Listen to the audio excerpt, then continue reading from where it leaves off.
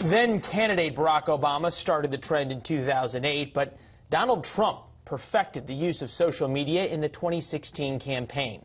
And now the president-elect uses Twitter daily to call out news organizations, or as we saw this week, talk about policies it relates to American companies. Washington Examiner reporter Susan Crabtree is here from the great city of Boston. Susan, nice to see you. Thanks for having me. Pretty interesting this morning. You know, typically you get these long statements coming out from the White House, and it takes time to craft them. 8 o'clock this morning, less than 12 hours after Fidel Castro's death, President-elect Trump tweets the following: "Fidel Castro is dead!"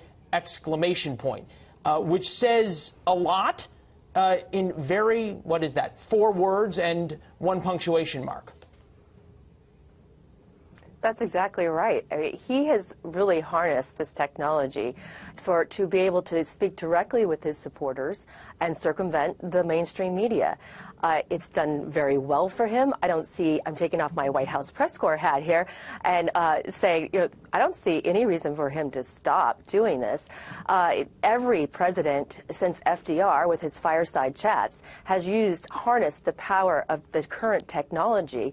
JFK with television, to Ronald Reagan with television. You had President Barack Obama starting with the social media.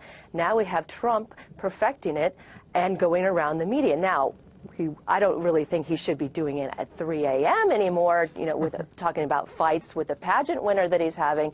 He needs to take it, you know, rein it in a bit and get it under control and become a little presidential. How does this change things, though, Susan? The idea of the President of the United States sitting up in the residence at whatever time he feels like — I don't think anybody's going to take his phone away from him anymore — and sending out whatever tweet he feels like. This all of a sudden changes what's been a long-standing way. You go back to FDR's fireside chats. Those were looked at. Those were practiced. He crafted them. He had advisors.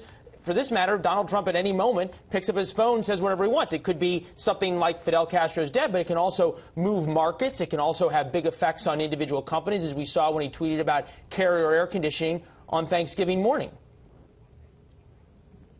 That's right. I think it's going to be frustrating for his communications team.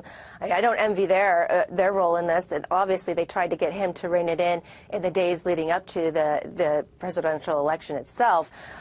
You know, this can backfire, but you've seen him do it in a very strategic way. It was very effective for him the day the announcement of the lawsuit, the $25 million settlement in the Trump University lawsuit.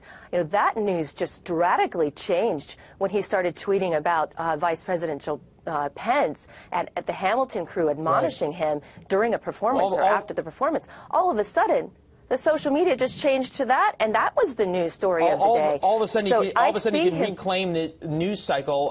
Only have about 30 seconds left for you. Appreciate you being here. Put on your White House press corps hat once again that you took off earlier in the segment. How does this change things for the press, who now has to cover not only whatever comes out of the White House briefing room, but the Twitter account that all of a sudden, to your point, changes things in a minute?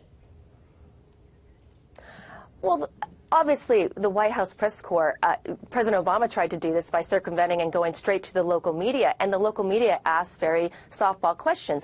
President-elect Trump is going directly to the people. He's circumventing all media entirely. I think that the White House press corps needs to continue to push for access, continue to push for real questions, real accountability, and he needs to be accommodating to their requests to be part of the pool. Yeah. This is a history. We do not need to have a Trump Pravda in this country. This is essential for the Fourth Estate to have access to the president. Yeah, noteworthy, Susan. He hasn't had a press conference since being elected. Susan Crabtree in Boston. Check out Neptune Oyster while you're there. Thank you, ma'am.